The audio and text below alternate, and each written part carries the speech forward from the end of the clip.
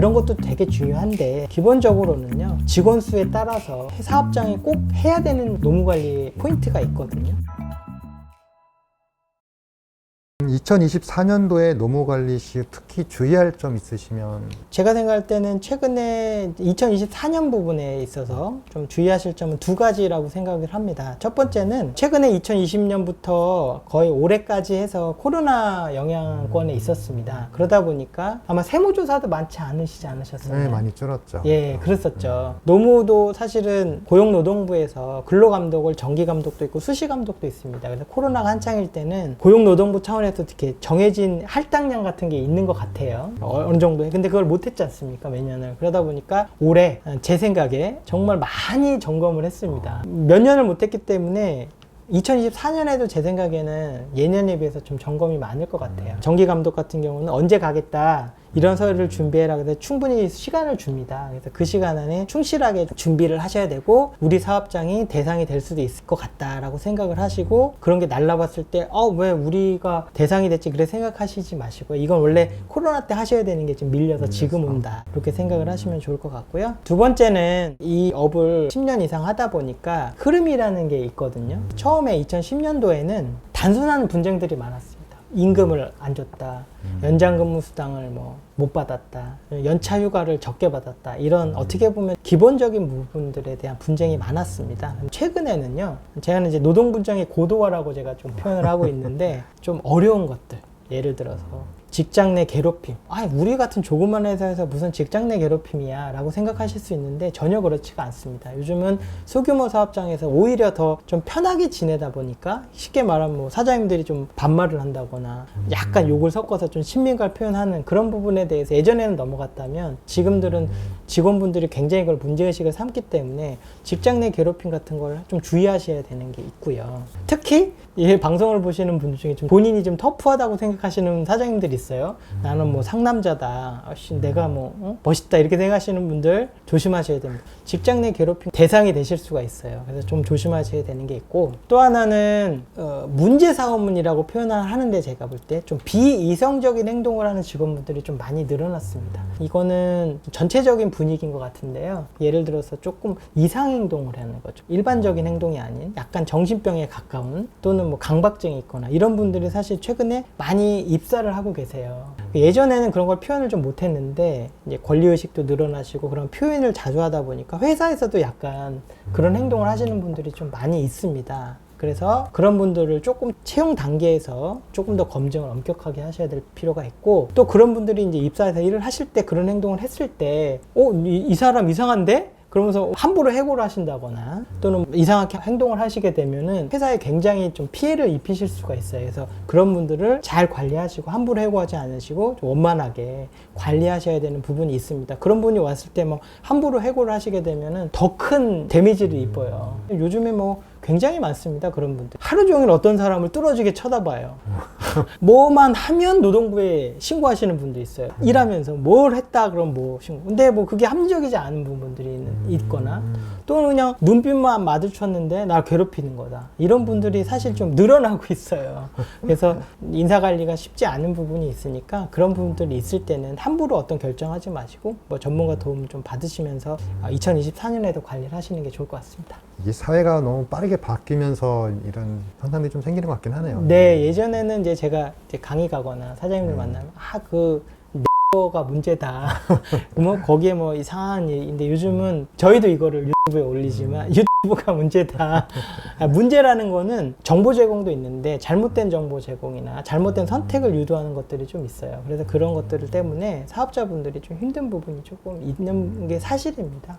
그런 것들이 있을 때 좀 슬기롭게 대처할 필요가 있겠습니다. 마지막으로 평소에 노무 관리에서 중요하다고 생각하시는 부분이 좀 어떤 게 있으신가요? 예, 일단은 저는 이제 두 가지를 말씀드리고 싶은데요. 제가 이제 항상 상담하거나 강의 가거나 제가 책도 있지만, 책에서도 말씀드리지만, 기본에 충실하신 거가 되게 중요합니다. 그러니까 예를 들어서 아까 휴일 대체제도 같은 걸 말씀드렸는데, 그건 어떻게 보면 일종의 고도화된 제도일 수도 있거든요.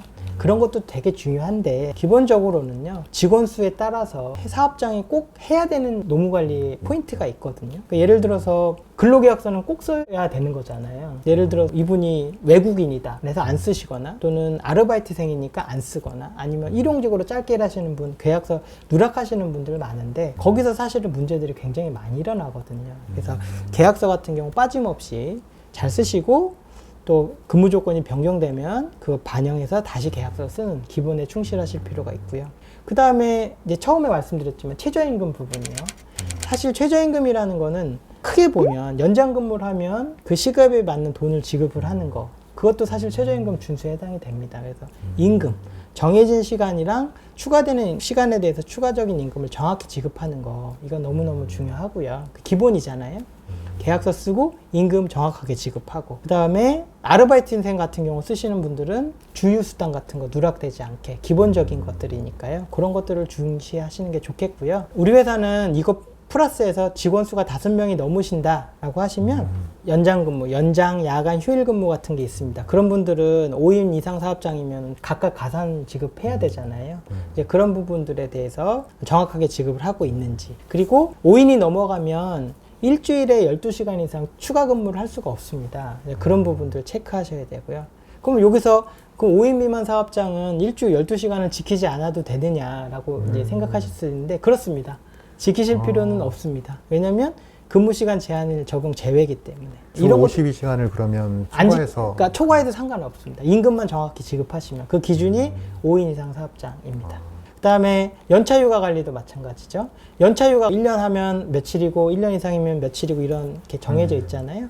요것들도 잘 준수를 하셔야 되는데 요것도 상시근로자 수 5인 이상 사업장부터 적용이 됩니다. 그래서 상시근로자 수 5인 이상이면 연장근무 수당이 지급이 돼야 되고 일주 12시간의 연장근무 한도가 있고 연차 휴가도 지급을 하셔야 되고 반대로 말하면 5인 미만이면 제가 지금 말씀드린 건 적용이 되지 않기 때문에 회사에서 탄력적으로 운영하실 수가 있겠죠. 마지막으로 이제 상시근로자 수 10명인 경우에는 너희도 이제 회사 같은 거야. 너네도 이제 규정 하나는 있어야 돼. 이렇게 해서 취업규칙을 만들고 신고할 의무를 부여하고 있습니다. 그래서 10명이 넘어가면 취업규칙 만드시는 거. 이런 기본에 대해서 충실하시는 게 좋습니다. 변경하는 것도 알아야 되지만 사실 기본이 없는데 사실 이런 것 저런 거 하는 건 사실 의미가 없습니다. 계약서도 잘 쓰지 않는 데서 연봉을 어떻게 결정하는 효율적인 걸 따진다거나 최저임금도 지키지 않으면서 수당을 어떻게 만들 것인가 이런 것들을 고민하는 거는 사실은 선후가 바뀐 거거든요. 기본에 충실하시는 게 가장 중요하고요. 두 번째는 제가 이렇게 표현하겠습니다. 쫄지 마라.